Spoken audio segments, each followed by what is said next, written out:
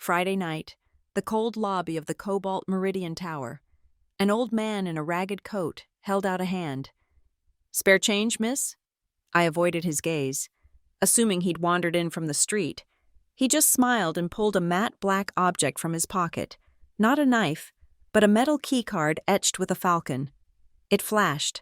The doors locked, and I realized the homeless man was August Marin, my billionaire grandfather. I am Olivia North. The name feels like a liability. Etched onto a security badge I tap against glass doors a dozen times a day. At 29, I'm the lead risk analyst for Meridian Capital, which means I'm the person who finds polite mathematical ways to say, "This is a terrible idea," before the company inevitably does it anyway. The Cobalt Meridian Tower in Briarport isn't just a building. It's a statement of vertical, indifferent power.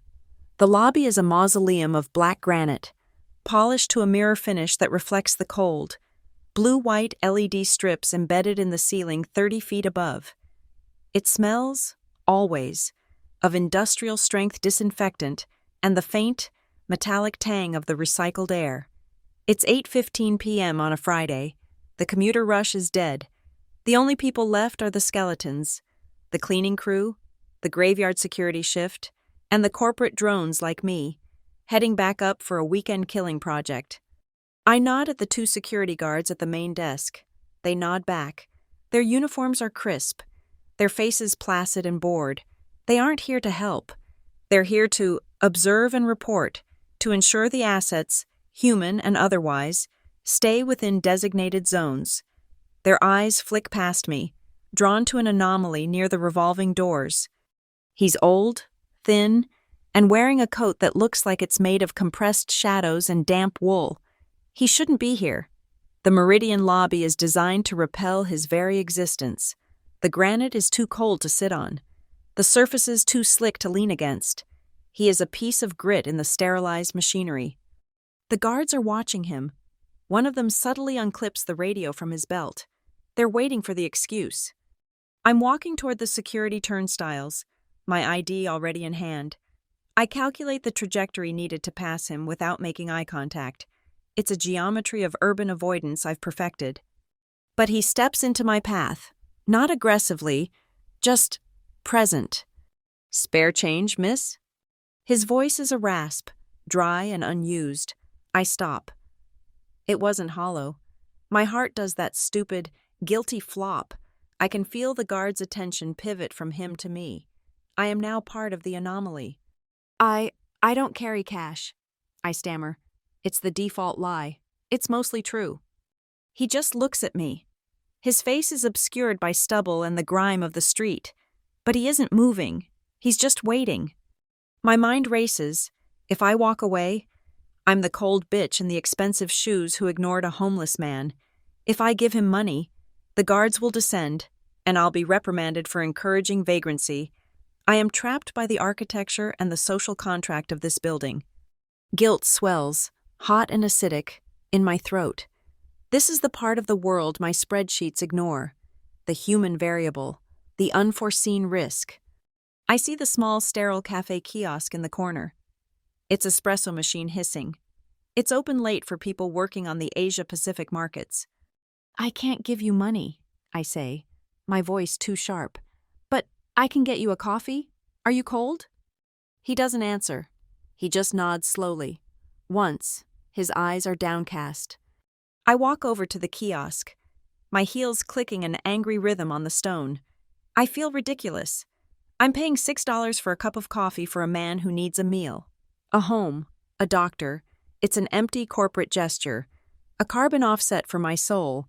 I buy the largest, hottest black coffee they have. I carry it back, holding it out. "Here." He takes it. His fingers are raw, the knuckles swollen.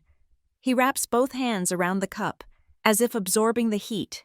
He doesn't thank me. He just holds the coffee, a small, steaming offering in the cold cathedral of commerce. A new sound cuts through the lobby's hum. Click, clack, click, clack. It's the sound of authority, the sound of someone who owns the ground they walk on. Sloan Archer, my stepmother, the chief operating officer of Meridian Capital.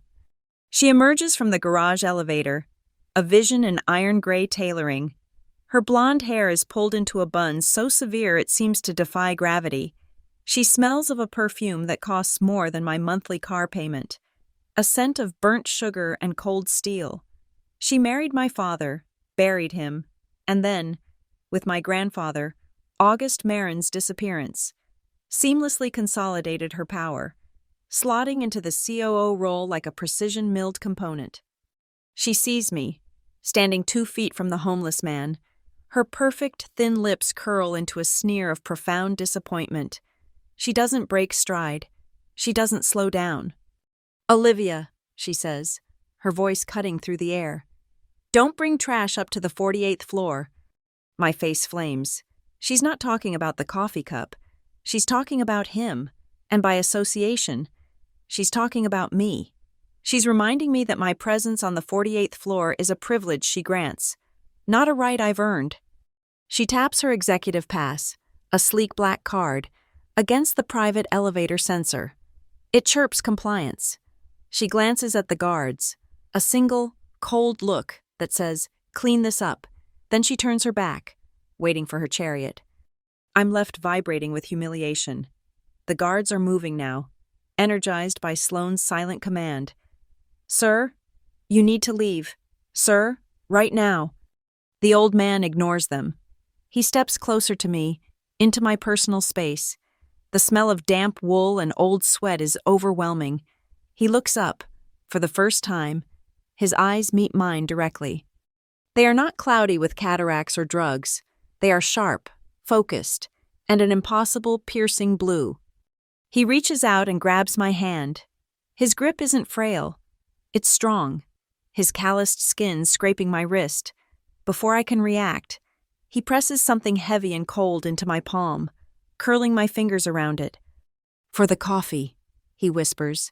His voice is different, clearer. "Sir!" The guards are on him now, grabbing his arms. He lets them take him. He doesn't resist. He just lets them begin the awkward, shuffling process of ejecting him. I stare at my closed fist. I open my hand. It's not a handful of quarters. It's a single, heavy coin. It's not silver, maybe brushed steel. In the center, under the cold LEDs, a falcon is deeply etched into the metal, its wings spread. I turn it over. The back is smooth, but the edge is wrong. It's not rounded, it's thick, and I can see tiny, precise grooves cut into the metal, like the teeth of a microscopic gear. It looks like an old-world data key, a physical token for a system that doesn't exist anymore. Sloane is still waiting by the elevator, tapping her foot. She sees the guards fumbling, and her patience snaps. "Get him out!" she yells. Her voice echoes, sharp and ugly, against the granite. "This is a secure facility. Do your jobs." The guards flinch. One of them grabs the man's coat collar. "Let's go, old man." The old man, who had seemed frail and compliant, suddenly stands rigid. He plants his feet. He's holding a simple, gnarled wooden cane I hadn't noticed before. He looks at Sloane. He looks at the guards. He looks at me. My hand still open, holding the falcon coin. Then, with a small, deliberate movement, he clicks a small, almost invisible button on the carved head of the cane. It's just a tiny click, but an instant later, the world goes sideways. A thunk vibrates through the soles of my shoes, like a vault door slamming shut in the basement.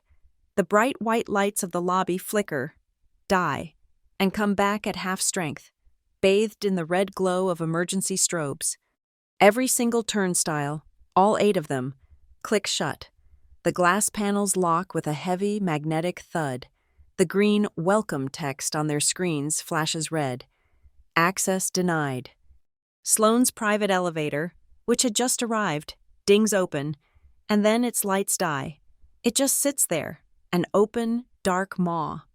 The guards let go of the man, grabbing for their earpieces. "What is this? Control? I have a system-wide fault in the lobby. Is this a drill?" And then the voice comes over the PA. Not the fire alarm, but a calm, synthesized, female voice. The voice of the building itself. Lockdown test, initiated, sector, lobby, all access points secured. Please remain calm. This is a test. Sloane spins around. What?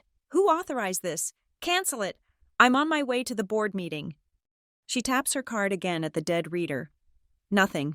She taps it furiously. Beep, beep, beep.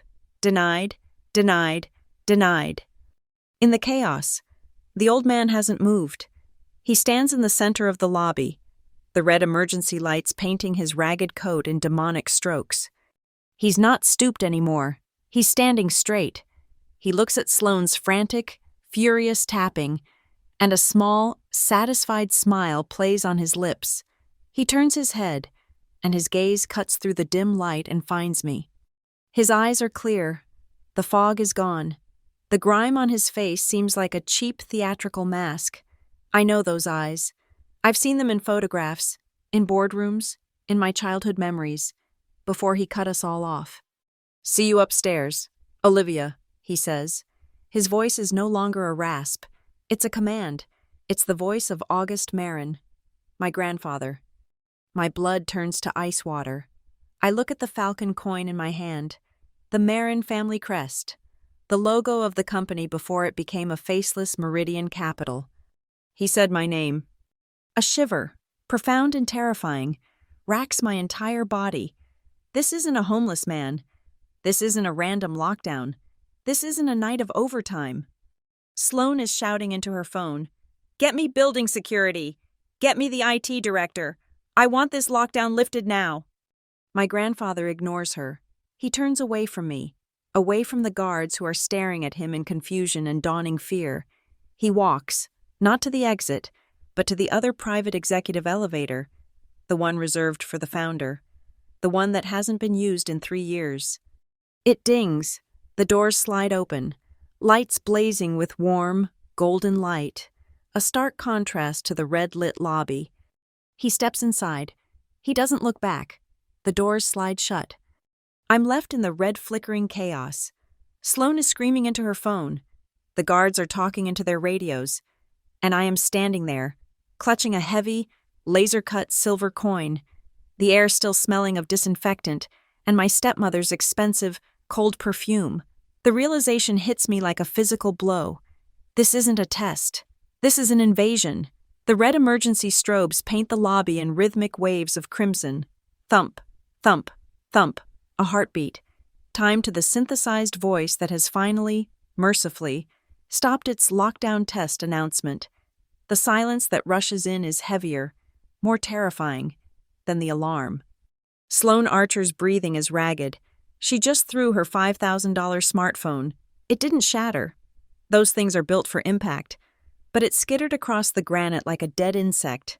The 2 security guards are frozen, hands on their useless radios, staring at the empty space where the homeless man just vanished into the founder's private elevator. My job is lead risk analyst. I am, by nature and training, a creature of data. I quantify the unquantifiable. I model the future. I predict the precise financial cost of a 100-year flood, a supply chain collapse, a hostile takeover. I am paid 6 figures to eliminate the variable of surprise. My grandfather, August Marin, just became the biggest surprise of my career. Sloane retrieves her phone. The screen is cracked, a spiderweb of damage on the perfect, smooth facade. It's a fitting metaphor. She turns to me, her face pale, her eyes narrowed to slits. You, she hisses. Did you know he was here? Is this your family reunion? I just clutch the heavy, cold coin in my pocket. How could I explain it? My job here is a perfect, polished lie, and I'm one of the liars. Meridian Capital runs on a simple, elegant duality, Damon Pike and Sloane Archer. Damon Pike is our CEO. He's the face. He's the one Time magazine interviews about the future of ethical capital. He has saltwater blue eyes, a smile that costs more than my apartment, and the effortless charisma of a man who has never, in his 50 years, been told no. Damon talks about synergistic futures, disruptive innovation, and corporate responsibility. He is the glossy, handsome cover of the book. But Sloane is the book. She is the spine, the ink, the dense, complicated text.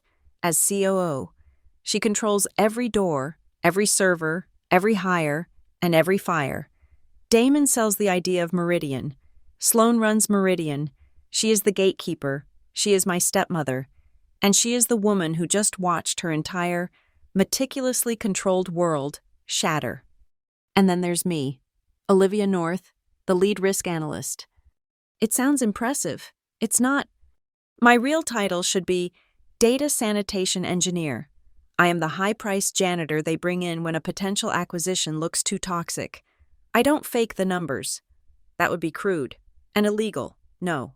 I reframe them. I find the right model, the right algorithm. To dilute the toxicity, I build spreadsheets that absorb the red ink and bleed black. I scrub the data until it shines, allowing the board to sign off on another no-risk venture that is, in reality, a house of cards. I am paid very well to be the adult in the room who, after much rigorous testing, eventually agrees with what the executives wanted to do in the first place. The red light strobes again. Thump. It reminds me of the ambulance, of the hospital. 3 years ago, my father died. It wasn't clean. It was a slow, agonizing disintegration in a beige room that smelled of rubbing alcohol and fading flowers. He was August Marin's only son, and August wasn't there. He was in Dubai, or Singapore, or closing a deal on a rare earth mine. He sent money. He sent specialists. He sent a floral arrangement the size of a Toyota. He never came. He never called me. He called his lawyers, who called his assistants, who called the hospital administrator. When my father was gone, I stood in the rain at the cemetery. My grandfather was a name on a wreath, not a person. He had chosen the empire over his son. So I cut him off. I returned the letters. I refused the calls from his office. I wanted nothing to do with him or his blood money. I believed he had abandoned us. 6 months after the funeral, he abandoned the company, too. The Wall Street Journal broke the story. August Marin, the legendary founder, had sold his majority stake to an internal executive trust, a trust managed by Damon Pike and Sloane Archer, and had retired to pursue philanthropic interests. He vanished. He left the company, just as he'd left his family. Until tonight, when he materialized in the lobby as a ghost in a ragged coat, asking me for spare change. "Answer me, Olivia!" Sloane's voice is sharp, cracking my flashback. "What is this?" "I don't know," I lie. "But I'm starting to—" The rot in Meridian Capital started as soon as August left. I smelled it 6 months ago. I was in the ledgers, sanitizing the quarterly reports. I wasn't digging, I was just cleaning, and I found it. The Meridian Relief Fund. It was an old philanthropic vehicle August had set up decades ago for disaster relief. Now, it was being used as a pass-through. 7-figure sums, monthly, were being diverted, not to the Red Cross, not to a housing initiative. They were flowing, slick and silent, into a shell corporation based in Delaware, a company called Ravenbridge Consulting. I looked it up. Ravenbridge had no assets, no employees, and no website. It was a digital mailbox. This wasn't risk. This was embezzlement. I did what I was supposed to do. I didn't go to the SEC. I'm not that brave.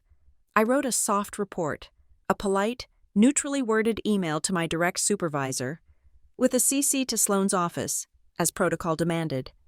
Subject: Query regarding fund allocation, Meridian Relief. Body: Just flagging a potential irregularity in the Q3 disbursements. Could we clarify the purpose of these transfers for our risk model? Sloane didn't email me back. She summoned me. Her office on the 48th floor is all white marble and glass, overlooking the harbor. She didn't ask me to sit. She stood by the window, her back to me. "Olivia," she said, her voice calm. "I saw your little query. Very thorough." "I was just doing my due diligence, Sloane." She turned. Her smile was a razor blade. "Your due diligence is to analyze the risks I tell you to analyze. You are not an auditor. You are my little math girl. You are here to make my projections look clean. She walked over, adjusting the heavy silver cuff on her wrist. That promotion to senior director, it's still on the table. It would be a shame if misunderstandings got in the way. She tilted her head. Do you understand me? Stop digging. I understood. I was warned off. I took the warning. I shut my mouth. The guilt has been a low-grade fever ever since. I told my best friend at the company, Jax. Jax is in data security. He's brilliant, paranoid, and the only person in this building I trust. We met at a dive bar, miles from the tower's surveillance. You're insane, he'd whispered, looking over his shoulder. A shell company? Sloan? You're poking the queen bee. Liv, you know what they do to bees that don't serve the queen? They get stung to death. It's my family's company, I'd said, feeling small. It was, he corrected. It's Sloan's hive now. Drop it. Seriously. No job is worth this. They will ruin you. I dropped it. I took the promotion, and I hated myself every day for it. The lockdown alarm is long dead. We are left in the oppressive silence, under the pulsing red lights. The guards are talking in low, panicked voices. The building is sealed. My phone vibrates in my coat pocket. It's not a call, a text. I pull it out. A new message from Jax. It was sent 2 minutes ago, just before the lockdown. Jax. Board meeting 10 p.m., top floor. They're pushing the final vote. It's the shell company. They're acquiring it, making it legal. They're buying Ravenbridge from themselves. Be careful. My blood turns to ice water. A 10 p.m. board meeting. Tonight, they are folding the shell company into the corporate structure, legitimizing the theft, burying the evidence forever inside a legal acquisition. And my grandfather is here to stop it. Sloan is staring at the founder's elevator. Her face is white. She knows who that was. She knows exactly what this means. She turns to me. The panic is gone, replaced by cold fury. The main elevators are dead, but the stairwell access. My card still works. You, with me, we're going to the 48th floor, and you are going to tell me exactly what you know. She's not asking. It's an order. The COO, the queen bee, demanding her worker fall in line. I look at the fire exit. I look at her. I feel the falcon coin in my pocket. It's heavy. Heavy as a paperweight. Heavy as a brick. Heavy as evidence. I don't think I'll be doing that. Sloan, I say. My voice is shaking, but I say it. Her eyes narrow. The lockdown test was a lie. This is a failsafe, a purge, and my grandfather, the man I thought abandoned me, just gave me the key. I turn away from her and walk toward the other set of elevators. The public ones. The turnstiles are locked. The red, access denied, glowing. But I'm not aiming for the turnstiles. I'm aiming for the wall beside them. A blank panel of brushed steel under a sign that reads, Archives, Restricted. I slip the coin from my pocket. I'm just a little math girl, but I'm starting to understand the equation. Sloane's voice cracked the air. Olivia, where in God's name do you think you're going? The stairs are this way. Don't you dare walk away from me. I didn't answer. I didn't look back. The 2 security guards took a step toward me, then stopped, utterly lost. Their authority had fractured. They were caught between the COO who signed their paychecks and the ghost who had just locked down a billion-dollar tower. Their indecision gave me the 2 seconds I needed. I reached the archive's restricted panel. It was a seamless sheet of brushed steel, cold to the touch. The lettering was minimalist, unassuming. It was designed to be ignored. Sloan was screaming my name now, her voice echoing with a raw panic that stripped away her corporate polish. Guards, stop her. That's a restricted area. My fingers traced the bottom edge of the sign, just as my eyes had done 1,000 times before. But this time, I wasn't just looking, I was feeling. My thumb brushed past a tiny, almost invisible indentation in the wall, right below the R in restricted. It wasn't a keyhole, it was a depression, a smooth, recessed shape. I pulled the heavy falcon coin from my pocket. It was still warm from my hand. I looked at the shape in the wall. I looked at the coin. They were a perfect match. Olivia, I swear to God. I pressed the coin into the slot. There was no click. It wasn't mechanical. It was magnetic. The moment the steel coin touched the back of the slot, I felt a heavy thump hiss from within the wall, like a vacuum seal being released. The coin was drawn from my fingers and locked in place. Beside the panel, a 3-inch square of the steel suddenly illuminated. It was a screen I had never known existed. It glowed with a deep, cryptographic green. Vault, Founder Access. My heart hammered against my ribs. Vault, not archives. This was his. A system hidden beneath the system. A vertical seam, utterly invisible a moment before, appeared in the wall to my left. It split open, and a narrow, 3-foot-wide door slid silently into the wall. It wasn't a room. It was an elevator, a private service lift, just big enough for one person. "Don't you get in there!" Sloane shrieked. She was running now, her heels skittering on the polished granite. "That is private property. You are fired." She was too late. I stepped into the elevator. The space was tight, paneled in the same sound-dampening gray fabric as a server room. Sloane's face appeared in the opening, contorted with rage. "You are finished, Olivia. You hear me? Finished." The door slid shut, cutting off her voice, plunging me into silence. The elevator didn't move up. It gave a short, jarring lurch sideways, then descended, a single foot, maybe 2. It felt less like an elevator and more like a platform being lowered into a bunker. It stopped with a soft hiss. The air pressure changed. The door opened again. I was not in the lobby. I was in a small, windowless room with a low ceiling. The air was frigid, smelling not of disinfectant but of ozone and chilled. Filtered air. The walls were lined with gray, sound-dampening foam. The only light came from a single, black server rack in the corner, its amber and green LEDs blinking in a steady, silent rhythm. The only sound was the low, hypnotic whirr of its cooling fans. Opposite the server rack was a wall of brushed steel boxes, like safety deposit boxes at a high-end bank. In the center of the room, a single steel chair was bolted to the floor, facing a computer terminal built directly into the wall. I stepped out. The door hissed shut behind me, the lock engaging with a heavy, definitive thunk. I was sealed in. As if sensing my presence, the terminal screen flickered to life.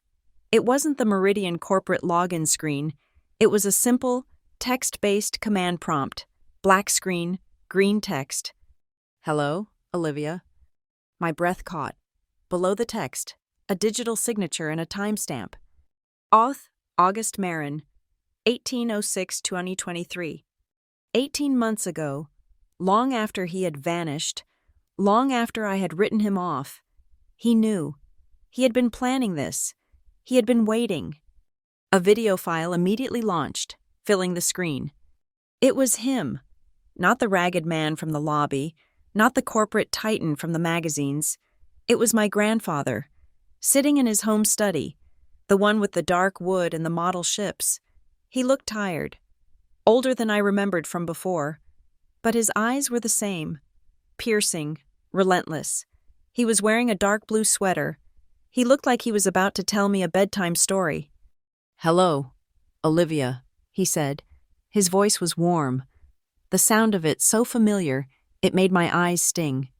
"If you are seeing this, if you are the one who passed the test, it means I was right. The house is sick."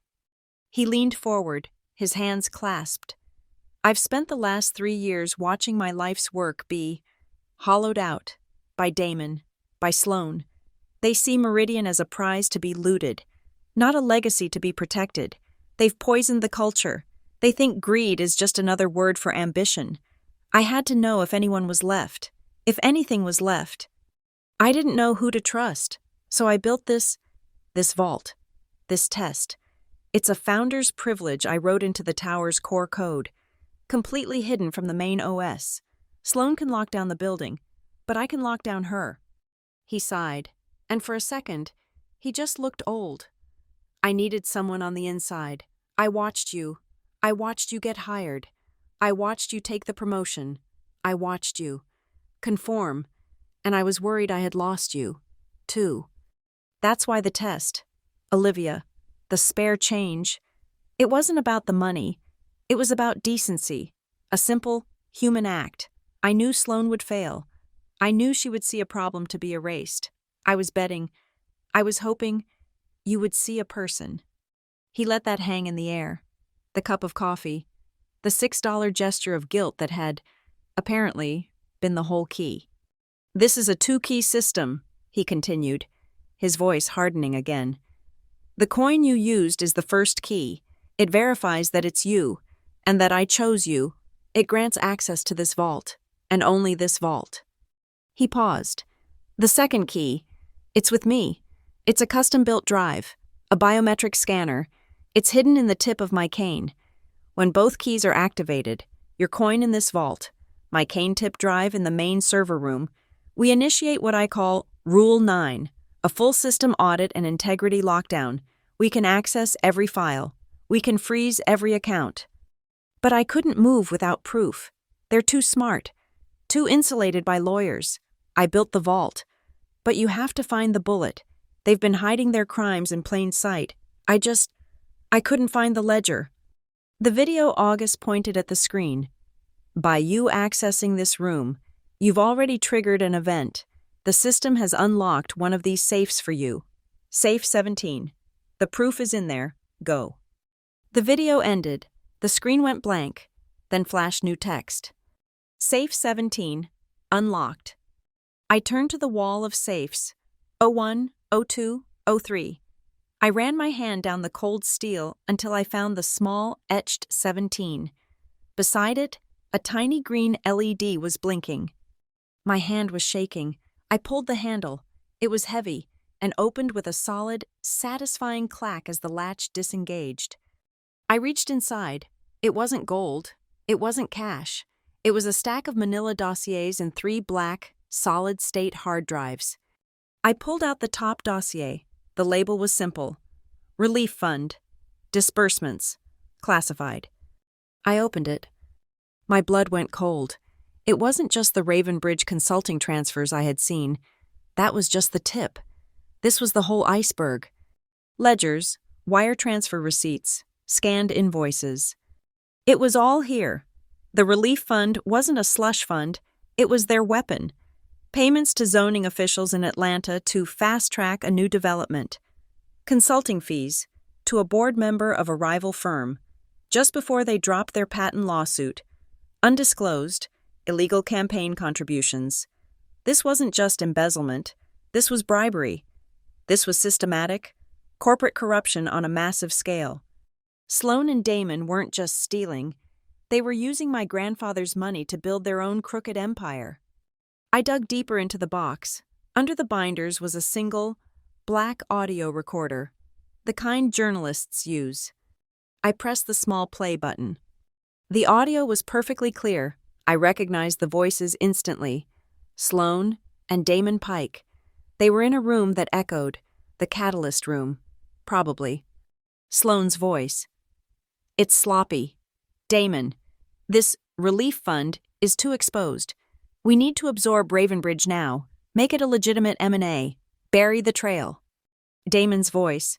The board won't approve buying a ghost company. The valuation is 0. It's just a mailbox. Sloane's voice. The valuation is whatever we say it is. We're acquiring its proprietary assets and data analysis. I'll have Olivia's team run the numbers. She's already proven she'll reframe the data when asked. She's a good little math girl. I felt a hot flush of shame and anger.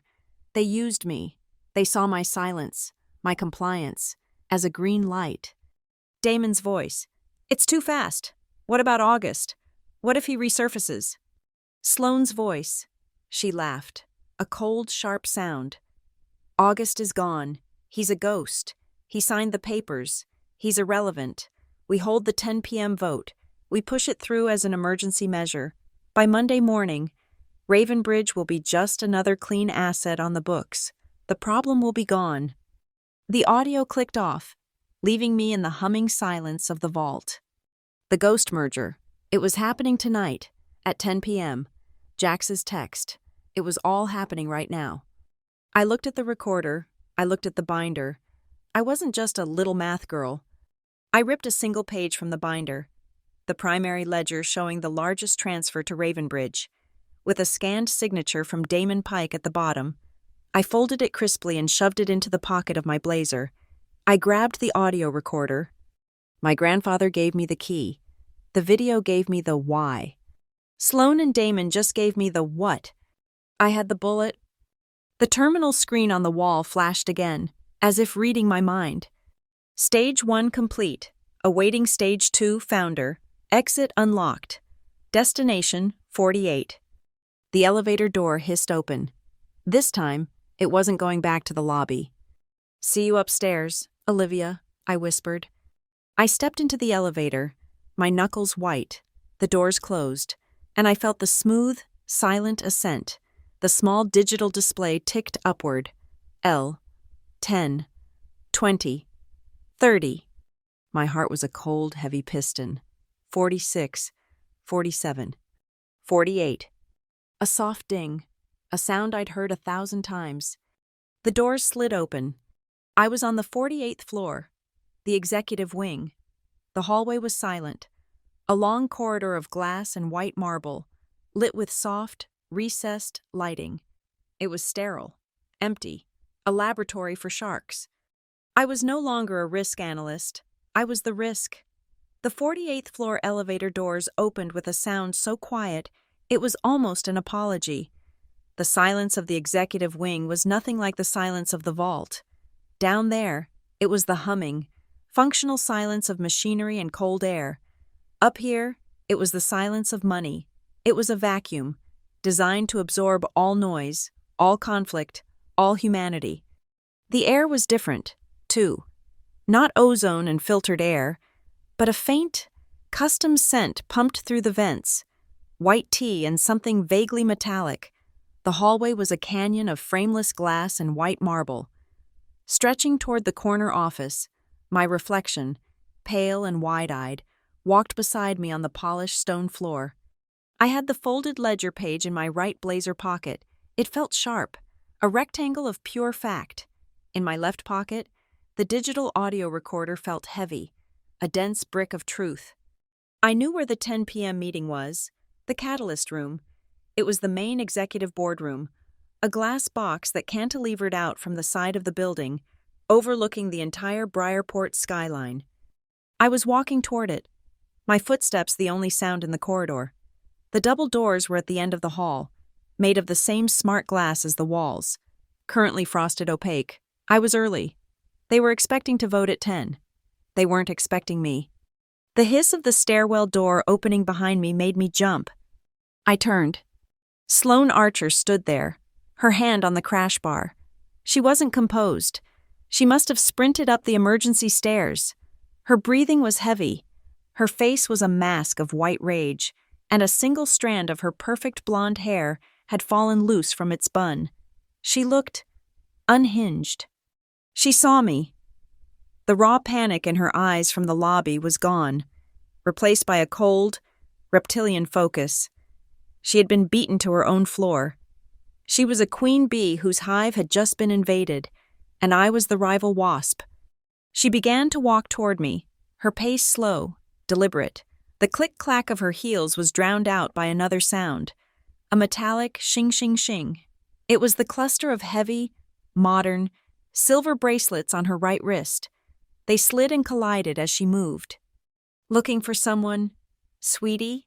she whispered. Her voice was a low rasp. I didn't answer. I stood my ground. She stopped 2 feet from me, blocking my path to the Catalyst Room. The smell of her perfume, that burnt sugar and steel scent, was overpowering. It was an act of chemical warfare. "You think you're clever," she murmured, her eyes flicking around the empty corridor. "You and that senile old man, you think you can waltz up here?" She glanced up. Directly above us was a smoked black security camera dome. With a casual, almost bored gesture, she reached up with one long, lacquered fingernail and tapped the glass. "It's offline, by the way. she said, her voice dropping into a conspiratorial purr. The entire local feed, your grandfather's little lockdown, was thorough. It cut the main server. So whatever happens up here, she smiled. It's just us girls, no witnesses.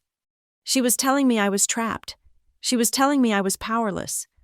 My heart was a fist, pounding against my ribs, but the fear was being burned away by a cold, clean anger, the audio of her voice. A good little math girl. The lockdown, I said. My voice was tight, but it didn't shake. It wasn't a test. Who activated it? Sloan? She laughed. It was a dry, ugly sound that the marble walls chopped up and threw back at us. You are so far out of your depth you're drowning and you don't even know it. She took a step closer. You're fired. Olivia, you're trespassing on a restricted floor after hours. You assaulted 2 security guards to get here. I imagine that's what my report will say. Now, give me what you took from the vault. I didn't take anything, I said. Don't lie to me, she snapped. I'm here for the 10 p.m. board meeting, I said, pushing the words out. The one to acquire Ravenbridge Consulting. The one to bury the evidence. The air crackled. Her smile vanished. She knew. I knew. I reached into my right pocket. She flinched, thinking I had a weapon. I pulled out the single, folded ledger page. I unfolded it slowly. I held it up between us. It was Damon Pike's signature at the bottom, authorizing a multi-million-dollar transfer to the shell company. This relief fund, I said. It's just a slush fund for bribes, and you're folding it into the company to hide the losses, to pay yourselves. Sloan stared at the paper, her eyes locked on the signature. The calculation was visible on her face. She was weighing the cost of this, the damage. You have no idea what you're talking about, she whispered, but the conviction was gone. I know exactly what I'm talking about, I said, my voice gaining strength. I'm the math girl, remember? I ran the numbers. They don't add up. She looked from the paper to my face. The fury returned. But this time it was different. It was the fury of a cornered animal. You stupid little bitch, she hissed. She moved so fast I didn't even have time to brace myself. It wasn't a slap. It was a backhand. She didn't use her palm. She used her wrist. The one laden with the heavy, solid silver bracelets. Shing thwack. The sound was shockingly loud in the silent hall. A dry, awful crack as the mass of metal connected with the bone of my cheek. My head snapped sideways so hard, my vision went white for a second. A starburst of pain exploded from my face. I staggered back, my legs buckling, and I slammed into the glass wall of the corridor. I slid down, landing hard on the marble floor. The entire side of my face was numb. Then it erupted in a firestorm of agony. My ears were ringing. I could taste it instantly. The hot, metallic tang of blood. My lip was split. Sloan stood over me, breathing hard, her right hand still raised. The bracelets shinged as they settled back onto her wrist. She looked down at me, her face a mask of pure, triumphant hatred. You should have stayed a good little math girl, she spat. You should have stayed silent. She reached down, her fingers grabbing for the ledger page that had fluttered from my hand onto the floor. Give me the rest, whatever else he gave you, the key, the drives. I was on my hands and knees. The pain was dizzying. I put a hand to my mouth, and it came away smeared with bright red. I looked at the blood. I looked at her, standing over me, victorious. And then I looked past her. Up! To the black security camera dome she had tapped just a minute ago. She said it was offline. But in the center of the dark glass, a single, tiny, pinprick of light had appeared. It wasn't the steady green on light. It was red. And it was blinking, blink, blink, blink. The local feed might be dead, but this feed wasn't. It was routing somewhere else, somewhere. Active. My grandfather's system. He wasn't just in the elevator, he was in the walls. Sloan was still talking, demanding. Get up and give me... I started to laugh. It was a wet, painful sound, half choked with blood. "What's so funny?" she snapped. I pushed myself up, leaning against the glass wall. I pointed a trembling, bloody finger at the ceiling. You said it was offline," I choked out. Sloane's eyes widened. She followed my finger. She looked up at the camera dome. She saw it, the blinking red light. The blood drained from her face. She went from furious to corpse-white in a single heartbeat. "What? What is that? That's not possible." And at that exact moment, from the end of the hall, came the sound. HS's click. The double glass doors to the catalyst room slid open. Sloane spun around, a strangled cry in her throat. It wasn't Damon. It wasn't security. It was the old man from the lobby. Except he wasn't. He was August Marin. He wore a dark, impeccably tailored three-piece suit of charcoal wool. His silver hair was brushed back. He held the gnarled wooden cane, but it was no longer a crutch. It was a staff of office. The wood was polished to a high sheen, its carved head gleaming. He stood in the doorway, a figure of absolute, unassailable authority. He looked at Sloane, his face unreadable. He looked at me, crumpled against the wall, at the blood on my chin. His eyes narrowed, and a cold fire lit within them. Sloane stumbled back, her hand flying to her mouth. Mr. Marin, I thought—" "You thought I was gone," he said. His voice was not the rasp of a beggar. It was the deep, resonant baritone of a founder, the voice of a man who owned the very air we were breathing. "You thought I was irrelevant." He took one step into the corridor. He looked up at the blinking red camera. He looked at Sloane. "I find," he said, his voice dangerously calm, "that the culture of a company is best observed when the staff believes no one is watching." Sloane was shaking her head, trying to form words. "It's not... She attacked me. She's trespassing." "Silence," August said. It wasn't a shout. It was a command that echoed in the marble canyon. He walked past her, to the center of the hallway. He raised his cane. He brought the heavy wooden tip down onto the marble floor. Thud. The sound was deep, definitive. It was not a request. It was an instruction. In response, the entire wall of the catalyst room, the frosted smart glass, began to hum. The opacity dissolved. The white frostiness faded, clearing like mist in the sun. And we were suddenly on display. Sloane let out a small, terrified gasp. The glass wall was now perfectly transparent. We could see into the catalyst room, and in there, it wasn't empty. A semicircle of 10 small black digital cameras, mounted on tripods, were aimed out at us. They were all on. Their own red lights blinked in a silent, accusatory chorus. We were on a soundstage, and Sloane had just played the villain. "Cameras offline." "Sloane?" I whispered, tasting blood. She spun on me. "You?" "That's enough," August said. He stepped between us, facing his COO, his stepmother. He held out his hand to me, not to help me up, but in a request. I understood. I reached into my left pocket. I ignored the ledger page on the floor. I pulled out the digital audio recorder. I placed it in my grandfather's hand.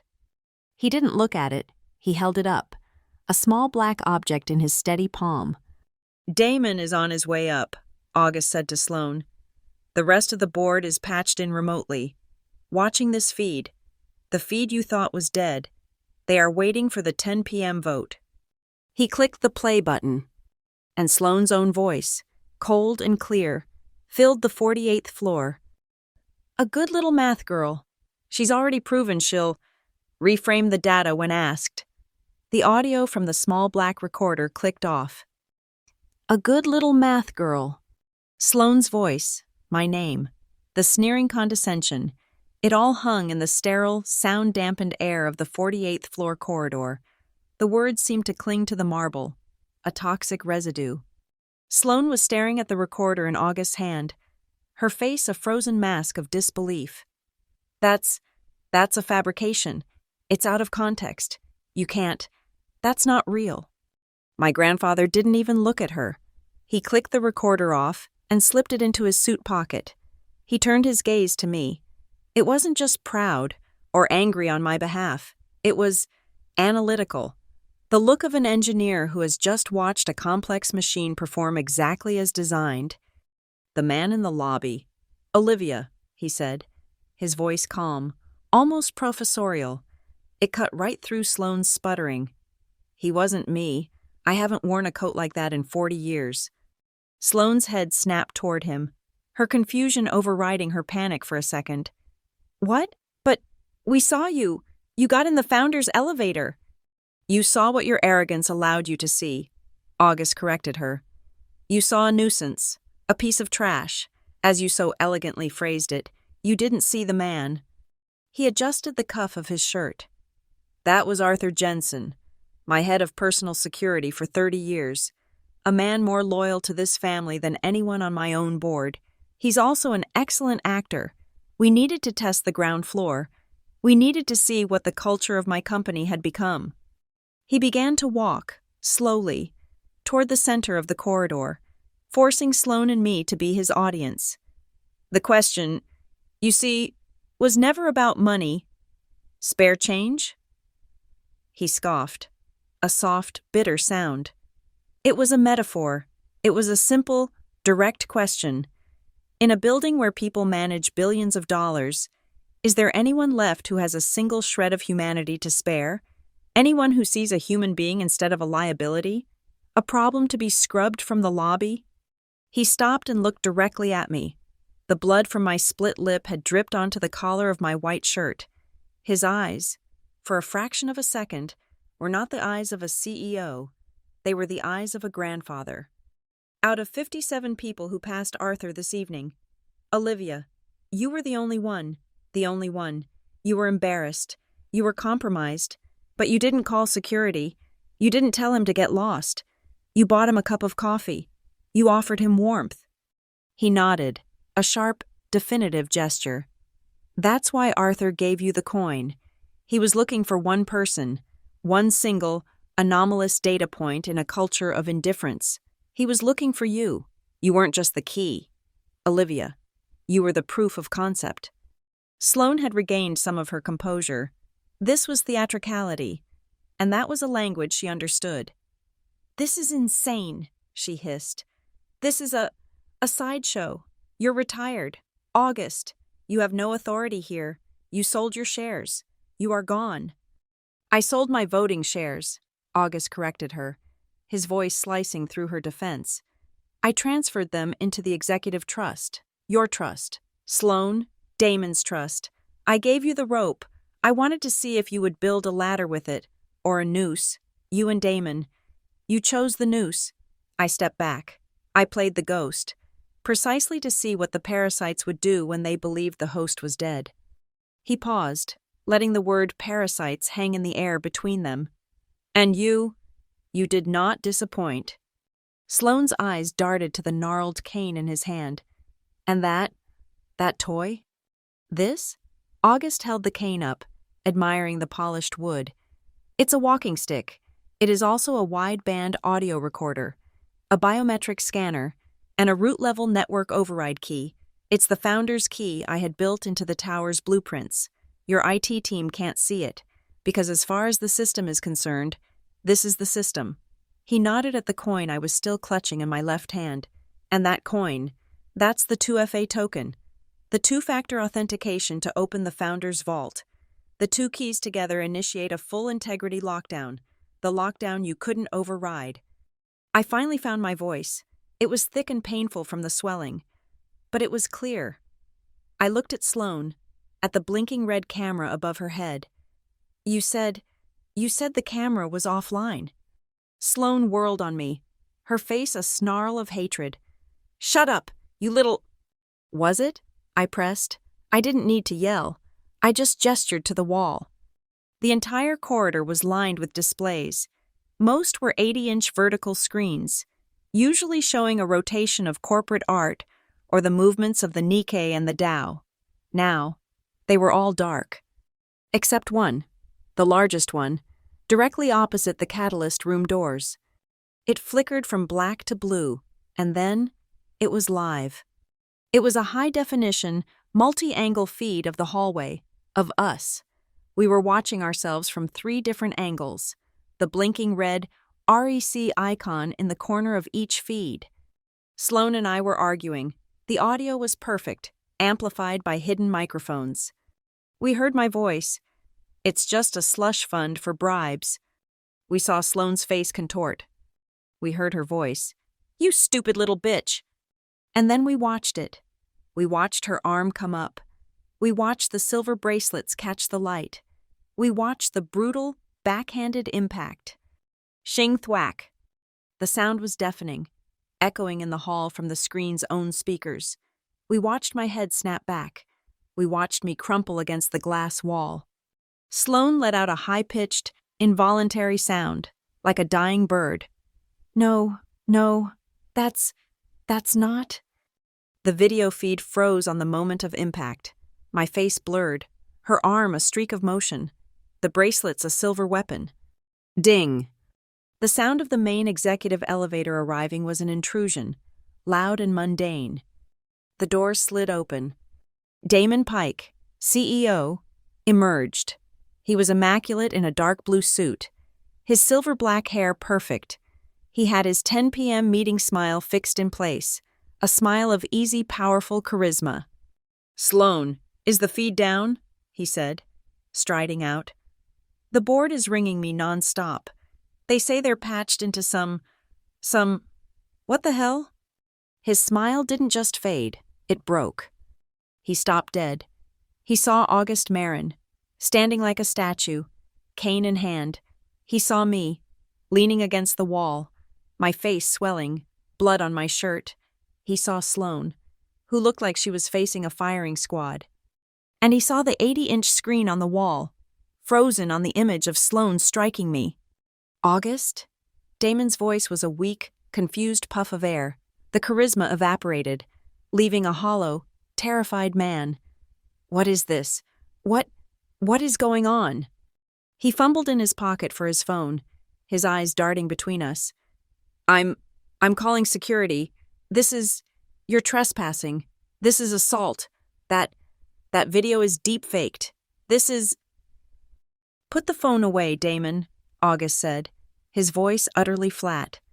"Your security is locked out. Your keycard is inactive. The Briarport PD cannot be called from any landline in this building. As of 11 minutes ago, this tower is in a full integrity lockdown. Nothing gets in, nothing gets out." August glanced at the large, minimalist clock on the wall. 9:55 p.m. "We have 5 minutes until your scheduled board meeting. I suggest we use them productively." Damon was stammering, looking at Sloane for an answer, but she was mute. "Meeting? What meeting? This is a hostile. This is corporate espionage." "The meeting," I said, pushing myself off the wall. The pain in my cheek was a dull, hot fire. The emergency meeting to approve the acquisition of Ravenbridge Consulting. Damon's eyes snapped to mine. The color drained from his face. He was a worse poker player than Sloane. He was all surface. "You were going to use my team," I said, each word a painful, satisfying punctuation. "To legitimize it, to reframe the data, to bury your theft." I have no idea what you're talking about," Damon said, but his gaze flickered to Sloane. "Don't you?" August said. He reached into his pocket and produced the small, black recorder. He held it out to me. I took it. My hand was steady. I pressed play, but I fast-forwarded. Skipping past Sloane's voice, past my own, I found the file I was looking for. A different voice filled the hall. A dry, legal voice, reading from a file. Ravenbridge Consulting, LLC, registered in the state of Delaware, May 14, 2024. Sole proprietor and beneficiary, Mr. Julian Archer. I stopped the recording. The silence that followed was absolute. Damon Pike looked at Sloane. His expression was no longer fear. It was a look of slow, dawning, incandescent rage. "Julian, you tied this to your brother? Your actual, traceable brother?" Are you insane? Shut up, Damon, Sloane shrieked, her voice breaking. It was the final blow, the last piece of the facade. Sloane's face was no longer pale. It was the color of ash. The mask didn't just crack. It had disintegrated. She visibly stumbled back, her hand groping for the marble wall to hold herself up. Her expensive bracelets rattled. A weak, tinny sound, like coins in a beggar's cup. She looked at August. The hatred was gone. The denial was gone. All that was left was the frantic, cold calculation of a lawyer. She straightened her spine. She pulled the tattered remnants of her authority around her like a shroud. She smoothed her jacket. She looked at my grandfather, not as a ghost, but as an opponent. "I have nothing to say to you, August," she said, her voice hoarse and rattling. "Or to you, Damon, or to her."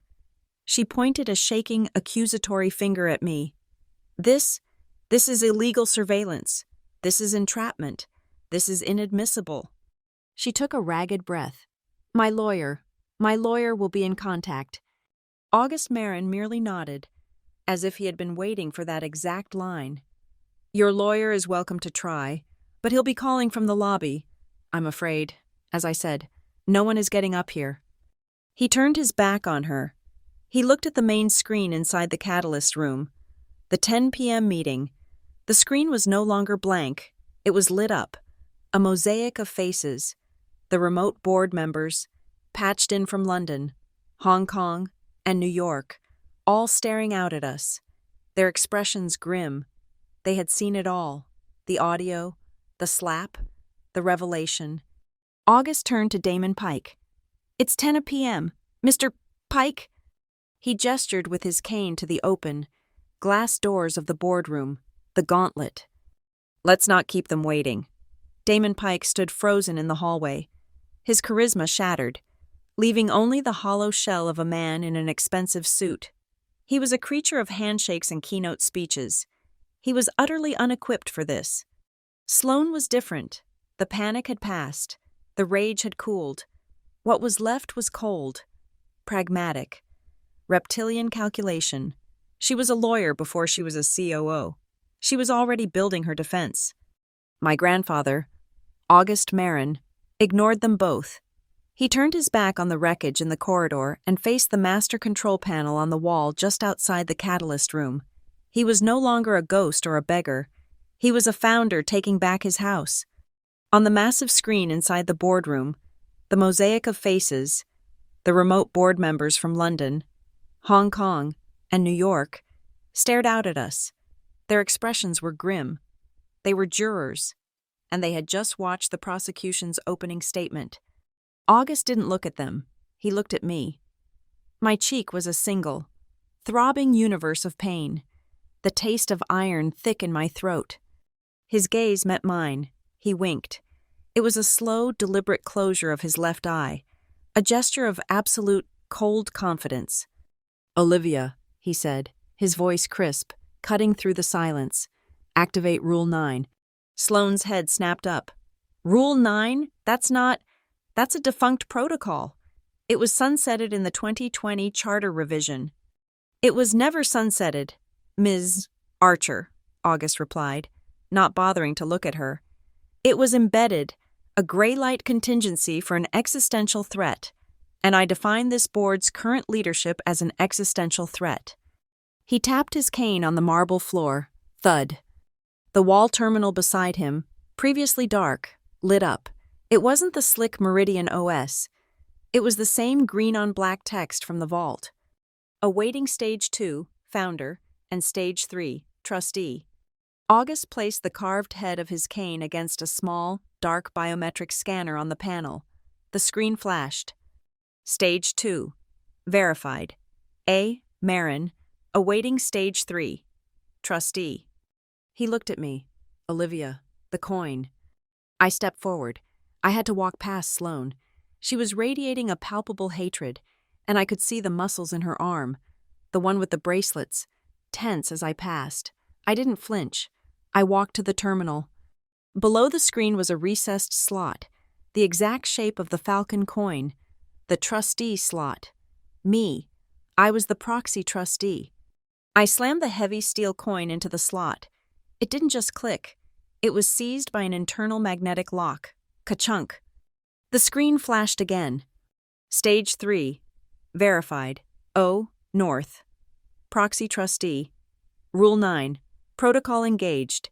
Initiating trustee relay. Awaiting data package. Now, Olivia, August commanded. The evidence. I understood. I reached into my blazer pocket, the one that didn't have the audio recorder. My fingers found the small, solid-state USB drive I'd taken from Safe 17. The drive that contained the ledgers, the wire transfers, the proof of the shell company. I jacked it into the terminal's sealed USB-C port. A file directory populated: Relief Fund Ledgers, XLSX, Ravenbridge Invoices, PDF, Damon Pike eSig, JPG. Then I took the audio recorder from my other pocket and plugged it in. A new file appeared. Sloan Damon Acquisition Audio, WAVE. I looked at the directory. The system had already added its own file from the last few minutes. Hallway Cam 48F/21.54 MP4. My hand hovered over the submit icon. I looked at Sloan. Employee intimidation, hostile work environment, assault. My voice was thick, painful. I tapped the screen. I selected every file. I hit the large, blinking green Submit to Trustee Relay button. A progress bar shot across the screen: 10%, 40%, 80%. Data package uploaded to Independent Trustee Relay. Verifying. Chain of custody. Secure. Executing protocol. Damon finally broke from his paralysis. He lunged, not at me, but at the terminal. What are you? You can't. That's proprietary data. You can't just send it. Stop. He was too late. The screen flashed bright green, blindingly bright. Protocol executed. Action. Temporary asset freeze. Accounts linked to Meridian Relief Fund. Locked. Action. All related subaccounts. Ravenbridge, J. Archer. Locked. Action. All executive signing authority. Pike, Archer. Suspended. No, Sloan whispered. It was a hollow, empty sound. No, my accounts. You can't. They are frozen, August said, his voice flat. Independently, by the bank's automated systems, triggered by the trust's legal relay, they are beyond your reach. They are beyond my reach. They are now evidence, pending audit. Damon was frantic. He scrambled for his own executive keycard, jabbing it at the main elevator panel, the one that led to the garage. Security! I am calling security. I am ordering a building-wide. Security, override. The elevator panel beeped, a mocking, polite triad, a synthesized voice, the building's voice, spoke. Access denied. Founder override active. Damon hit the panel with his fist. Damn it, work! As if summoned, the PA system in the hallway crackled to life, a real voice this time, nervous, reedy. Attention, attention all Meridian staff. This is building management. We are, experiencing a total us. A new voice, deeper and more authoritative, cut him off. This is Central Security. By order of the Marin Trust, a full emergency board meeting is in effect as of 2200. Attendance is mandatory. All operations are suspended. This is not a drill. You can't do this, Damon yelled at the ceiling. Ding. The sound of the public elevator, the one that came up from the lobby, was a shock. The doors slid open. The two lobby guards stood there, the same ones who had watched me buy the coffee. They looked terrified, out of their depth, and they were holding heavy, black flashlights like clubs. Mr.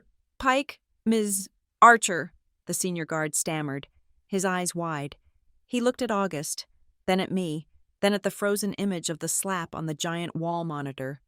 We have new orders. From the Founder's Protocol? Arrest him! Sloan shrieked, pointing a shaking finger at August. He's trespassing, and arrest her. She's Just arrest them. The guard looked at Sloan, his boss. He looked at August, the man who had apparently just locked down a skyscraper. He looked at the looping video of the assault. He was trapped. He visibly swallowed, then chose the only path he could. Our orders, ma'am, are to maintain status quo. Nobody leaves the 48th floor. Nobody enters the 48th floor. We are just to wait here. Sir, ma'am, sir. He nodded at all three of them. A picture of professional misery. Neutrality, August murmured, a small, tight smile on his lips. It will suffice. This is a circus. Damon was sweating now, dark patches staining the armpits of his $4,000 suit. A kangaroo court. You have no standing. August, the board trusts me. The executive trust is mine. Is it Damon? The voice was new.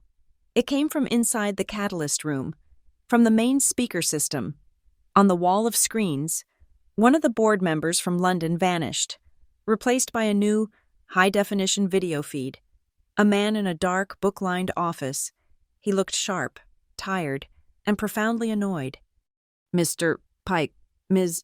Archer, the man said. Who the hell are you? Damon snapped. I, the man said, am Elliot Thorne. I am the lead counsel and primary executor of the Marin Family Trust. The real one, the one that predates your creative, executive fund. Sloan went rigid. Thorne, you're retired. You're in Vermont. I was, Thorne said, shuffling papers on his desk. Until Mr. Marin called me 2 hours ago and informed me that the gray light clause was being activated, which we, according to the Trust's original charter, a document you both seem to have conveniently overlooked, gives him temporary but absolute authority over all Meridian assets and premises until a full, independent audit can be concluded. Thorne adjusted his glasses. In short, he's the boss. You're not. And as of... He checked his watch. 10:04 p.m. All digital assets related to the relief fund are frozen by a pre-filed emergency court order, triggered by the trustee relay. The system worked perfectly. I stepped back to the terminal. The hallway cam 48F 21.54 MP4 file was still highlighted. Mr. Thorne? I said. My voice was painful, the swelling in my cheek making it hard to speak. The lawyer's sharp eyes found me on his screen. Ms. North, I presume, are you all right? Yes, I tapped the file. I need to ensure this is added to the permanent package as evidence of employee intimidation and assault. Thorne's gaze flicked to the large monitor behind me, where the silent, looped video of the slap was still playing. He visibly winced. Duly noted, Ms. North.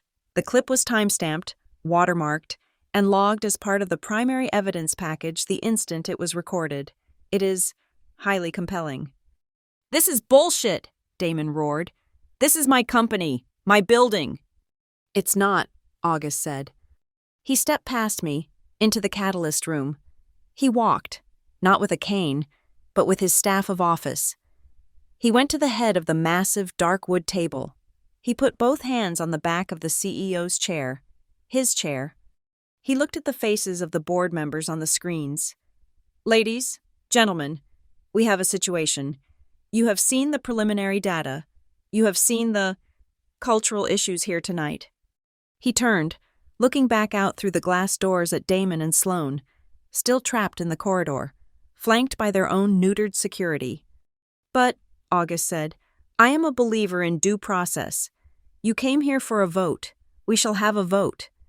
He turned back to the main screen. Elliot Thorne, the lawyer, vanished.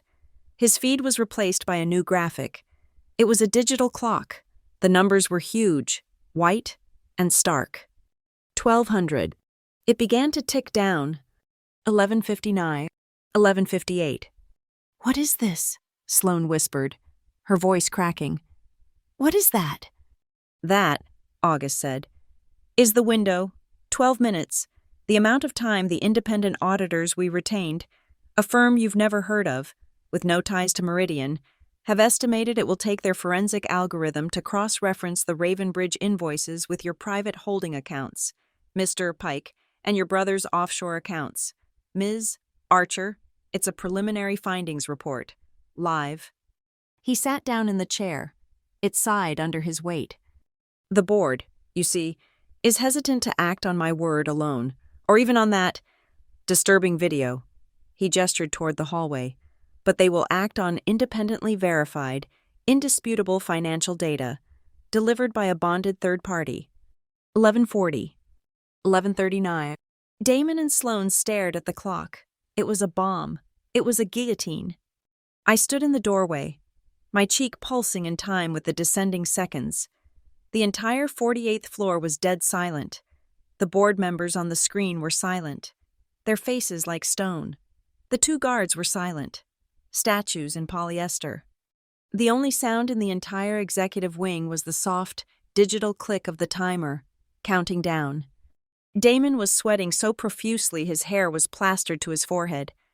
Sloane was visibly vibrating. Her hands clenched so tight her knuckles were white. 11:15. 11:14. We all held our breath. We were all trapped by the countdown. This wasn't a boardroom meeting. It was an execution. The timer on the boardroom wall hit 00. It didn't buzz. It didn't chime. It just stopped. The silence in the catalyst room was absolute, heavier and more final than a judge's gavel. The 12 minutes were over. On the main screen, the mosaic of board members' faces, the remote directors from London, Hong Kong, and New York, was grim. They had just read the 12-minute forensic report. They had just witnessed the chaotic, ugly revelations of the past quarter hour, Damon Pike's desperate counterattack, my friend Jax's forced confession, the revelation of Sloane's brother, and the final, damning link to Damon's own family. The forensic report was just the mathematical proof of the moral rot they had just seen. August Marin, sitting at the head of the table in his chair, looked at me. He nodded once. It was my turn. I stepped fully into the catalyst room, walking past the two shell-shocked guards who were now guarding the corridor from Damon and Sloane. Not for them. My cheek was a stiff, hot mask of pain, and it hurt to speak. But my voice was clear. I stood at the far end of the table, facing the screens, facing my grandfather. I was the lead risk analyst. It was time to give my analysis. "It's a clean chain," I said, my voice echoing in the glass and steel room. "The forensic report confirms it. It's a 3-stage operation." I gestured to the main screen, where the report's executive summary was now displayed. Stage 1, the Meridian Relief Fund, a charity, makes massive undocumented payments authorized by Mr. Pike. Damon, still in the hallway, blanched. Those were legitimate, philanthropic expenses. Stage 2, I continued, ignoring him. Those expenses are paid to a single entity, Ravenbridge Consulting, a shell company, which the audit just confirmed is registered to a Julian Archer. I looked at Sloane, who was standing rigid by the wall, her face the color of ash. "Your brother?" "Stage 3, I said, my gaze shifting to Damon. "Ravenbridge, having no employees, product, or services, then pays out 90% of those funds as data acquisition fees to a holding company based in Atlanta, a company which the audit just traced to your brother-in-law." I let that hang in the air. "The money leaves as charity and ends up in your family's pockets, a perfect, closed loop of theft." The director from London, a severe woman named Kaylin, spoke first. It's conclusive. The fund, the shell, the holding company, it's all here. Millions." "And that," August said, his voice quiet, "is just the finance. There is also the matter of corporate culture." He tapped his cane on the floor. The forensic report vanished from the main screen. It was replaced by the high-definition, multi-angle video of the 48th floor corridor. We watched it again. This time, there was no sound. We just saw Sloane's face, contorted in rage. We saw her arms swing. We saw the silver bracelets connect. We saw my head snap back and my body slam into the glass wall. Shing thwack. The system re-added the audio for just that one sickening moment of impact. It was brutal, stark, and undeniable. Alongside this, I said, my voice cold. The board has already received a copy of the email I received from Ms. Archer months ago, the one where she referred to me as her little math girl and threatened my promotion unless I reframed the data, the very data that would have exposed this. The video looped, the slap, the impact, the collapse. A new voice cut through the room, Elliot Thorne, the Marin Trust's lawyer. His face reappeared on the main screen. He looked like he had just swallowed acid. This trust, on behalf of its sole beneficiary, August Marin, and in light of the criminal financial data and the appalling video evidence, sees no other option. We are formally invoking Clause Greylight of the original corporate charter. He read from the document in his hand, his voice a hammer. Per Clause Greylight, in the event of gross malfeasance or existential threat to the company's integrity, the founder has the right to reassume temporary absolute control. By this power, we hereby move for the immediate and total suspension of CEO Damon Pike and COO Sloan Archer from all duties, all access, and all signatory power, pending a full, independent, external audit. This was it, the final break. Sloan, who had been a statue of hollowed nightmare, finally snapped. But she didn't scream. She didn't cry. She lunged. She was fast, fueled by pure cornered animal adrenaline, but she wasn't lunging for me. She wasn't lunging for August. She dove for the wall terminal, the one where I had uploaded the files. Her eyes were fixed on the small black USB drive, the one I had taken from the vault, the one with the ledgers, still plugged into the port. "The ledger!" she shrieked, her voice a raw tear. "That's the only copy. The rest is just audio. You have no proof without the drive." Her fingers closed around it. She ripped the drive from the USB-C port. She held it up, her chest heaving. She had a wild, triumphant, broken look in her eyes. "It's gone. You hear me? August? It's gone. You have nothing. You have a video and a fabricated audio file. You have no ledger." August Marin didn't even stand up. He just watched her, his expression one of profound, weary pity. "Sloan," he sighed, "you were always so focused on the symbol of power. You never understood where it actually lives." He held up his cane. He twisted the heavy, carved wooden head. Click. The top of the cane head popped open on a hinge. Inside, nestled in a small, velvet-lined, shock-proof slot, was a tiny, solid gold, military-grade USB drive. The drive Olivia found in the vault was a copy. "Sloan," August said, his voice soft. "A test, to see what she would do with it, the master file, the one that has been feeding the trustee relay, the one that fed the auditors for the last 12 minutes, the one that contains every ledger from the last 3 years, was in my cane tip the entire time. It never left my hand." Sloan looked at the cheap, black plastic USB drive in her trembling hand. She looked at the gold drive embedded in the cane. It was over. The fight drained out of her, leaving a limp, empty husk. She dropped the USB drive. It clattered, small and pathetic, on the marble floor. Damon, on the other hand, was imploding. He was still in the hallway, hammering his dead phone with his thumb. "PR! Get me PR!" he was screaming, his voice cracking. "This is a hostile takeover. It's slander. I'll sue you all. I'll sue the board. This is defamation." He was hysterical, a man watching his entire world dissolve. He made a break for the main elevator, the one his keycard no longer operated. "Security! I am your CEO. You answer to me. Get me out of here." The senior lobby guard, the one who had watched me buy the coffee, the one who was now guarding the corridor, stepped in front of him. He didn't draw a weapon. He didn't raise his voice. He just put a hand, gently but immovably, on Damon's chest. "Sir, Mr. Pike, the board is in session. You need to come with us." Get your hands off me! Damon shoved him, a weak, frantic push. The other guard immediately grabbed Damon's arm in a professional, no-nonsense grip. Sir, please, we're not arresting you. We are just escorting you to the 47th floor lounge, as per Mr. Thorne's instructions. Please, don't make this harder. You'll be hearing from my team, Damon shrieked, but there was no power left in it. It was the wail of a ghost.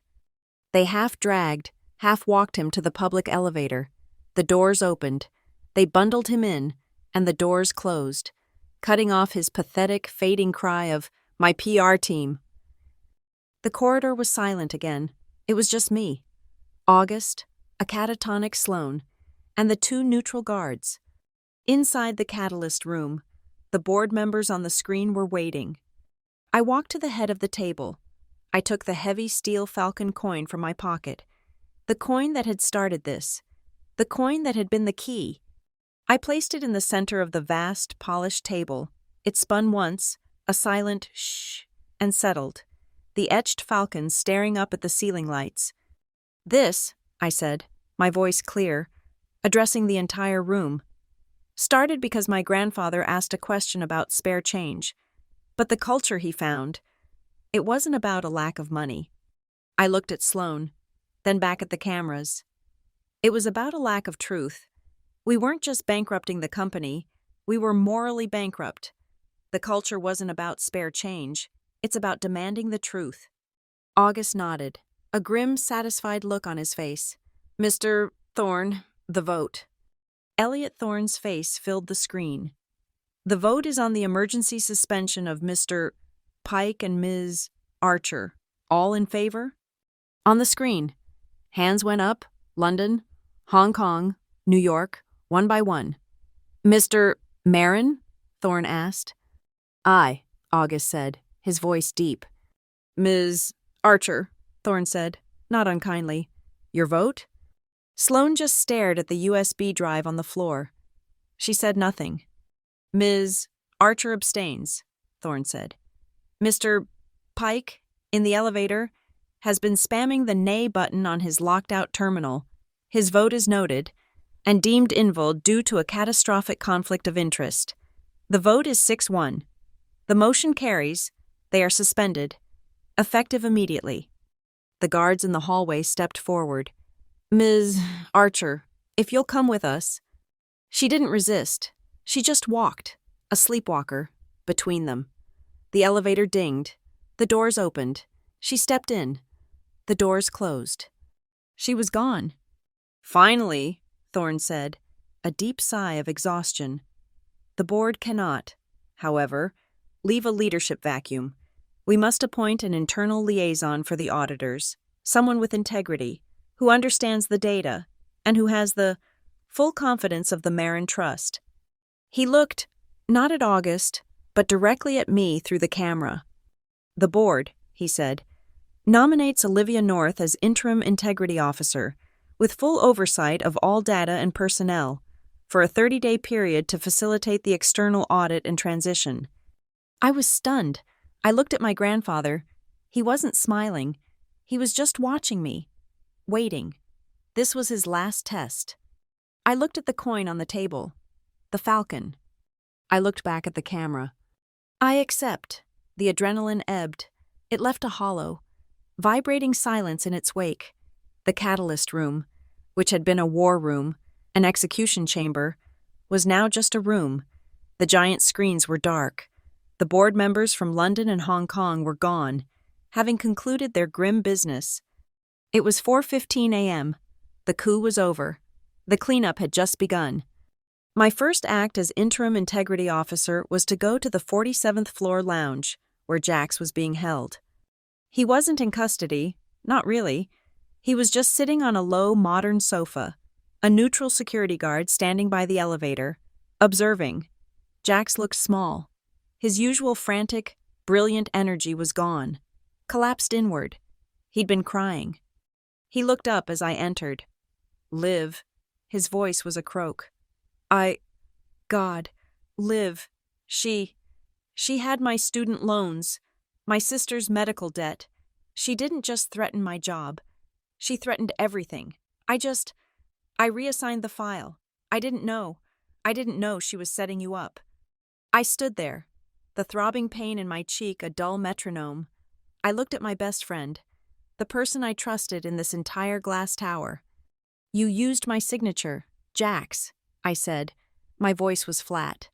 All the emotion had been burned out of me. I know, he whispered, fresh tears welling. I know. It was supposed to be a temporary cover, just until the deal closed. I'm so sorry. I didn't say, it's okay. It wasn't. I didn't say, I forgive you. I couldn't. You're fired, I said. It was the hardest, coldest sentence I'd ever spoken. That's non-negotiable. Your access is already revoked. He flinched, as if I'd slapped him. I know. But, I continued, Elliot Thorne, the trust's lawyer, is on his way. You will sign a full affidavit. You will detail everything Sloan and Damon asked you to do. The IP logs from the locked room, the data you accessed, everything. He nodded, wiping his face. Of course, anything. This isn't forgiveness, Jax, I said, the words tasting like ash. This is a transaction. You will be the prosecution's star witness. In exchange, the Marin Trust will ensure you have legal counsel. We'll make sure you are treated as a cooperating witness, not a co-conspirator. You won't go to jail for this. He looked at me, his eyes wide with a desperate, pathetic gratitude. He wanted absolution. He wanted his friend back. I just nodded to the guard. I'm done here. I left him on the sofa. I was ensuring his legal safety, but I wasn't saving him. The friendship was a casualty of the war. It was another price paid. When I got back to the lobby, the atmosphere had changed. The founders' lockdown was over, but a new, more official one was in place. 2 uniformed Briarport police officers were standing near the main desk. Sloan was there. She was no longer in the elevator or the 47th floor lounge. She was standing by the cold, granite wall. A female officer was speaking to her in a low, calm voice. Sloan wasn't a COO. She was just a woman in a wrinkled, expensive suit. Her hair was a mess. Her iron composure had shattered, leaving a void. Ma'am, we have a verified digital report of an assault, with video evidence, originating from this floor, the officer was saying. The complaint was filed automatically by the building's internal security matrix. We've seen the video. I need you to place your hands behind your back. Sloan didn't protest. She didn't call her lawyer again. She just stared at the wall, at her own faint reflection in the polished granite. The sharp click, click, click of the handcuffs was shockingly loud in the vast, silent lobby. She was being arrested for the slap, the financial crimes, the embezzlement, the conspiracy. That was a matter for the SEC. For federal prosecutors, that would take months, years. But the assault, that was simple. That was immediate. That was a physical act with a physical consequence. As they led her past me, her eyes met mine. The fire was gone, the hatred, the condescension. It had all burned out. There was nothing left, just a cold, empty recognition. She hadn't been beaten by a ghost. She had been beaten by a little math girl. By 5 a.m., Damon Pike's resignation had been texted, emailed, and delivered by his panicked personal lawyer. By 6 a.m., the pre-market halt on Meridian stock was announced. Pending material news. My corporate email, which had been silent for hours, exploded into a wildfire of panic. VPs, directors, analysts, all messaging me, the new interim integrity officer, demanding to know what was happening. The nervous system of the company was exposed, a tangle of cut, sparking wires. At dawn, a security guard handed me a new keycard. It was heavy, black. Olivia North, interim integrity officer, access, all. I went back to the 48th floor. I walked to the glass-walled corner office, Sloane's office. The door hissed open for me. Her scent was still in the air, burnt sugar and cold steel. The vast white desk was clean, and behind it, the chair, the $10,000 ergonomic throne, positioned to look down on the city, the seat of power. I looked at it for a long time. This was the prize. This was what Sloane had compromised for, what Damon had lied for, what Jax had betrayed for. I walked past the desk. I went to the window. I looked at the sunrise. I left the chair empty. It's a lonely view. August was standing in the doorway. He wasn't holding the cane. He just looked like an old man, weary but at peace, a cup of real, non-kiosk coffee in his hand. "It's not my view," I said, still looking out the window. He walked in. He didn't sit either. He stood beside me. "Elliot Thorne is filing the paperwork. The auditors will be here by noon." He reached into his suit pocket and pulled out a single, folded piece of paper. It wasn't a ledger. It was old. The paper yellowed and soft at the creases. "This is from your father," he said quietly. "He wrote it to me. Just after he got his diagnosis, he told me to give it to you. If she ever has to clean up one of your messes." My hand was shaking. I took it. I unfolded it. My father's handwriting. Sharp, precise, familiar. "Olivia, if you're reading this, it means you found yourself at a crossroads in the family business. Your grandfather is a good man, but he's a man of power, and power is a room. It's a box. Don't get trapped in the box. If you ever have to choose between the truth and the power, pick the truth. The truth is a foundation. It's the ground. You can't build a house in a room. You can only build it on the ground. I'm proud of you. Go build a house." The tears I hadn't shed for my split lip, for Jax's betrayal, or for the terror of the confrontation, finally came. A hot, silent trail down my uninjured cheek. "He was a better man than me," August said, watching the city turn gold. "I built all this." He gestured to the skyline. "But I lost my way. I built a monument, and I filled it with people who loved the monument. I forgot about the foundation." He sighed. "I stepped away. I played the ghost. I had to know if anything I valued was left. So I put on the ragged coat. I went to the lobby. I wanted to see who would step over the beggar to get to the 48th floor, and who would stop." I wiped my face. "Why me, August? After all this, why trust me? I was one of them. I took the promotion. I stayed silent after Sloane warned me." "You didn't stay silent," he corrected. "You flagged the fund. You poked the bear. It's why Sloane knew you were a threat. It's why she targeted you. You just didn't know how to fight back. Not yet." He turned to look at me, his eyes clear and sharp. "But that's not why. I didn't choose you because you were a perfect soldier. I chose you because of the coffee." "The coffee?" "You bought the coffee. A simple act of decency. That was the first test. The human test. You passed." He smiled. A small, genuine smile. "But that wasn't enough. Lots of people are decent. I needed more than decency to fix this." "What was the second test?" "After you bought the coffee," he said. "You didn't go home. You didn't pat yourself on the back for your good deed and call it a night. You got in the elevator. You still went up to the 48th floor. You still went to work. You were still the analyst, still rigorous, still ready to do your job. You were decent, and you were tough. This place doesn't need a saint. Olivia, it needs an analyst who is still human. You were the only one who was both." My new corporate laptop pinged. A new email from Elliot Thorne. A contract. Subject, Interim Officer Agreement. I opened it. A 30-day contract. To serve as Interim Integrity Officer, with all privileges and responsibilities thereof. Renewable at the discretion of the Marin Trust. Renewable. I looked at the empty chair, the throne. I looked at my father's letter in my hand. You can't build a house in a room. I picked up a pen from the desk. I signed the last page, but I drew a single, clean line through the words, renewable at the discretion of the Marin Trust. In the margin, I wrote a clear addendum.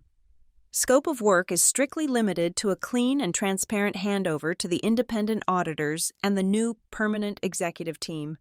This role is non-renewable and will terminate in 30 days. I signed it, I scanned it, I sent it back to Thorne. August had watched the whole thing. He wasn't surprised. He looked relieved.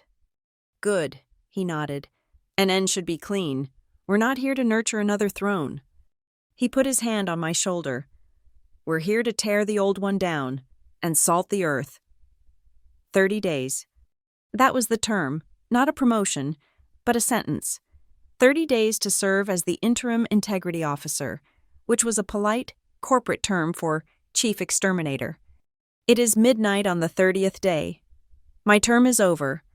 The 48th floor is dark. The power is off. The white marble floors are matte, no longer reflecting the skyline.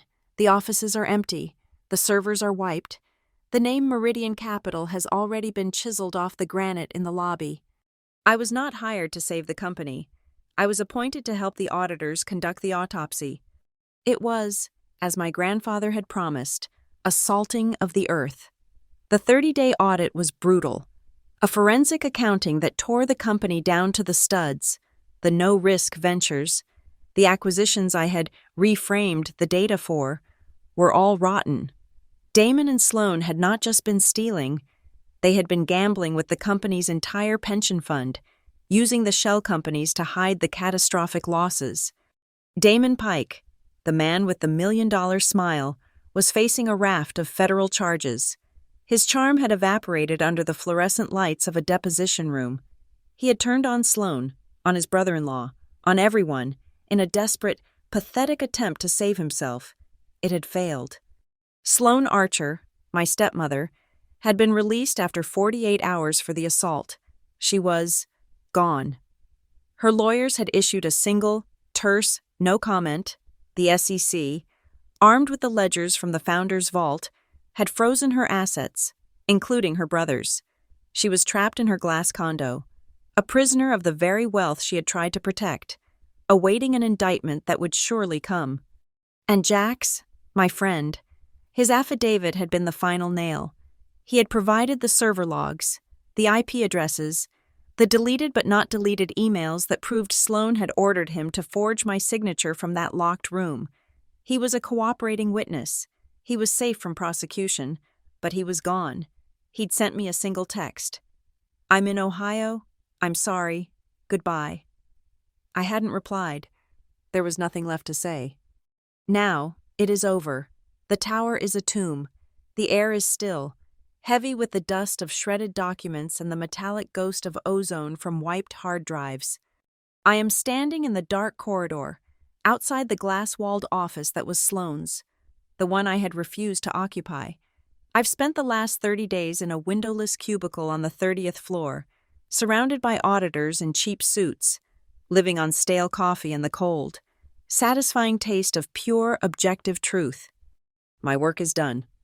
The ding of the founder's elevator is the only sound. The doors slide open, spilling a soft, golden light into the dark hall. August Marin stands there.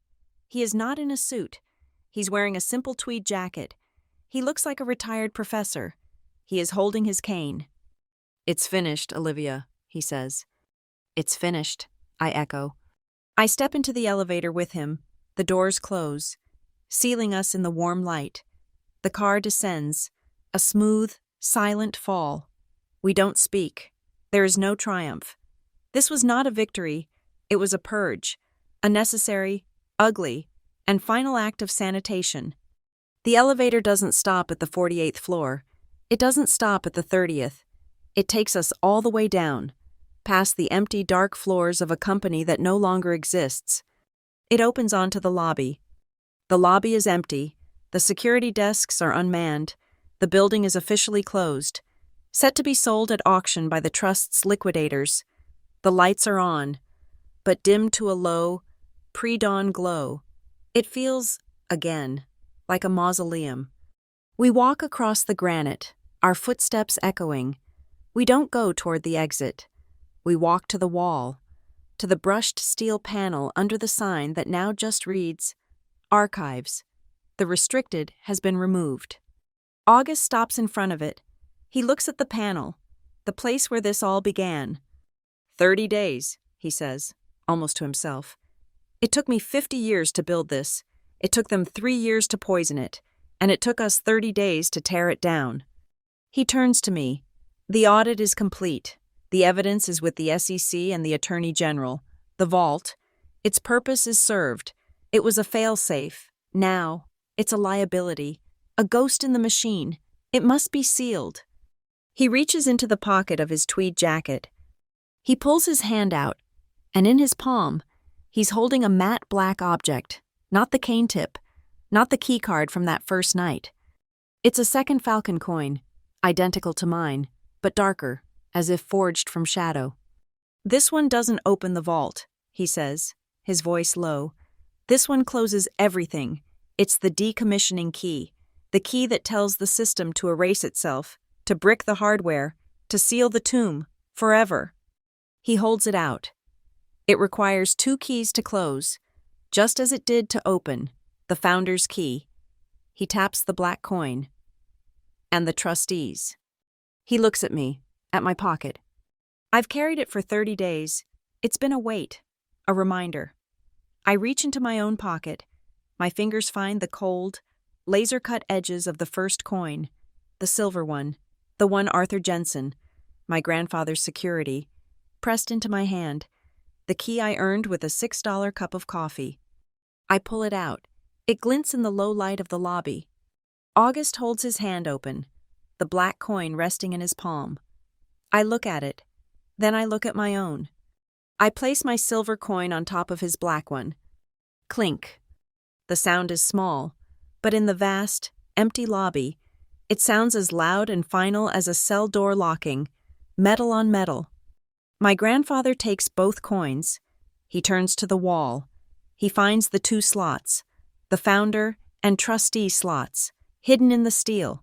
He presses the black coin into one, the silver into the other. They lock into place with a definitive thunk. For a second, nothing happens. Then, a low, deep vibration shudders through the granite floor. It comes from deep within the building's foundation, from the vault beneath our feet. A sound of immense, ancient mechanisms engaging one last time. A heavy pneumatic hiss, a final grounding thud, like a mountain settling. The small, dark screen above the panel, the one that had glowed green with founder access, flickers on. It glows red. Just once. Founder vault decommissioned. All systems sealed. Chain of custody complete. Goodbye. A.M. The screen goes black. It will never turn on again. The ghost is gone. August nods. A single, sharp gesture. It is done. I turn away. I walk to the main security desk, the one the 2 guards had stood behind. Bored and useless.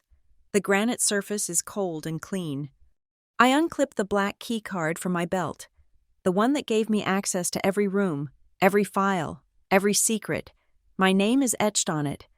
Olivia North, Interim Integrity Officer. I look at it, the symbol of power, the key to the box. I place it on the desk. I pick up a small, white, while you were out notepad left by the dead phone. I pull a pen from my pocket. I write 3 words on it. No more spare change. I place the note on top of the black key card. My job is over. My final report is filed. I turn. August is waiting for me by the main revolving doors. He's leaning on his cane. He's just an old man now. My grandfather. Outside, the first, faint, gray light of dawn is breaking. The endless Briarport rain has finally stopped. The streets are wet, gleaming like black mirrors, reflecting the streetlights. I walk toward him. I stop at the glass. I look at my reflection. The bruise is a faint, yellow memory. The swelling is gone. The person staring back at me is not the little math girl Sloane tried to bully. She's not the terrified analyst. Her eyes are not wide with fear. They are just steady and very, very tired. My grandfather looks at me, and a small, true smile touches his lips. He raises his cane, he taps it, one last time, on the marble floor of the lobby he built. Thud. In response, the dimmed lobby lights do not go out. They soften. They shift from a cold, functional white to a warm, low amber. It's as if the entire tower, its fever broken, is finally going to sleep, as if the building itself just exhaled. August pushes the revolving door. He steps through. I follow him. The glass panel sweeps past, separating me from the lobby. My last look, the empty desks, the dark screens, the single black keycard, and the white note on the counter. The panel finishes its rotation, pushing me out into the cold, clean, morning air. The screen goes dark. Thank you so much for listening to this story. We would love to know where you're tuning in from. So please drop a comment below, share your thoughts, and let's connect. If you enjoyed this, please subscribe to the channel, like this video, and give us some extra support by hitting that hype button so this story can be heard by even more people.